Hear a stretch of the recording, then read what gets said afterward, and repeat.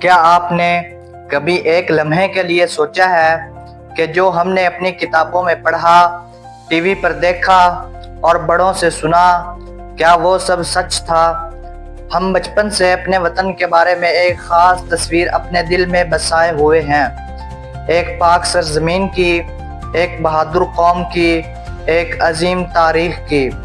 لیکن اگر میں آپ سے کہوں کہ اس تصویر میں کئی رنگ جیلی ہیں، کئی خراشیں ایسی ہیں جنہیں ہم سے چھپایا گیا۔ یہ وطن آسانی سے نہیں ملا، لاکھوں لوگ اپنے گھروں سے بے گھر ہوئے، ہزاروں شہید ہوئے، عورتیں بیوہ ہوئیں، بچے یتیم ہوئے، اور ہم نے یہ سوچ کر قربانیاں دیں کہ ہم ایک ایسے ملک میں رہیں گے جہاں انصاف ہوگا، برابری ہوگی اور سچائی ہوگی۔ لیکن جیسے جیسے وقت گزرا، احساس ہوا کہ حقیقت وہ نہیں جو ہمیں سنائی گئی، اور سب سے بڑا دھوکہ یہ تھا کہ ہم نے سچ جاننے کی کبھی کوشش ہی نہیں کی۔ آج ہم ان جھوٹوں کو بے نقاب کریں گے جو ہمارے شعور میں بچپن سے پیوست ہیں، جھوٹ جو صرف تاریخ کی کتابوں میں نہیں، ہمارے ذہنوں میں بھی کندہ ہیں۔ 1971 کا سال پاکستان کی تاریخ کا سب سے المناک باب۔ ہمیں برسوں یہ پڑھایا گیا کہ یہ سب بھارت کی سازش تھی، دشمن کی مداخلت تھی، لیکن سچ یہ ہے کہ اس المیے کی جڑیں ہمارے اپنے اعمال میں تھیں۔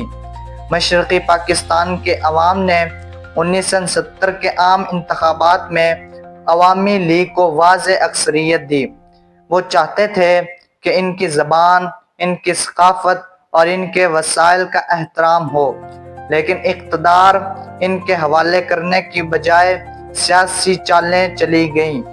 ایوب خان کے دور سے لے کر جنرل یحییٰ تک مشرقی پاکستان کو ہمیشہ دوسرے درجے کا صوبہ سمجھا گیا۔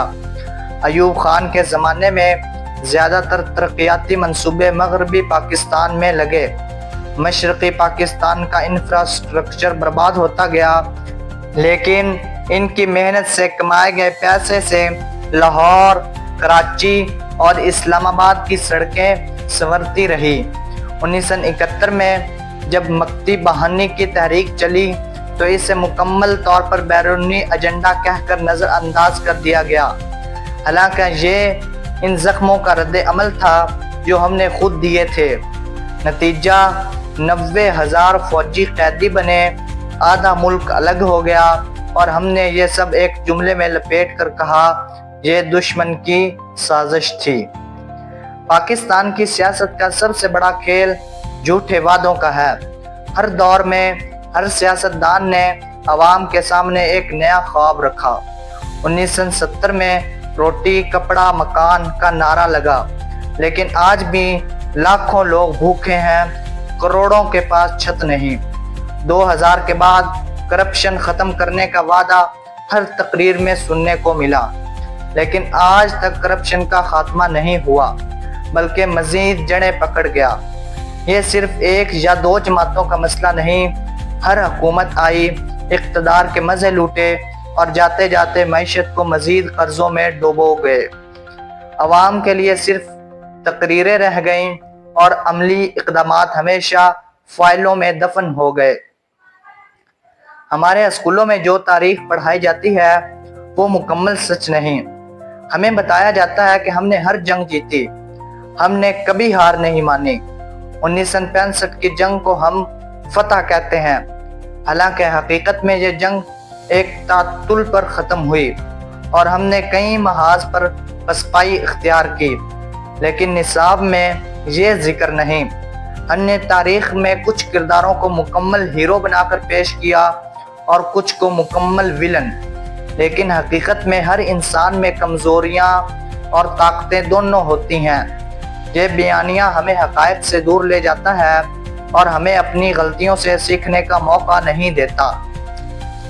کتنی بار ہم نے ٹی وی پر سنا ہے ملک ترقی کی راہ پر گامزن ہے، کتنی بار کہا گیا مہنگائی کم ہو گئی ہے، لیکن آپ بازار جائیں، سبزی، آٹا، چینی کی قیمتیں دیکھیں اور سمجھ جائیں کہ یہ سب محض الفاظ ہیں۔ हमारी मईशत को बेहतर दिखाने के लिए एदादो शुमार में रद्दोबदल किया गया, आलमी इदारों को खुश करने के लिए रिपोर्टें बनाई गई, लेकिन अवाम की जेब में पैसा कम होता गया। मीडिया को आज़ाद कहा जाता है, लेकिन हकीकत में मीडिया अक्सर ताकतवर हलकों के हाथों में खेलता रहा है।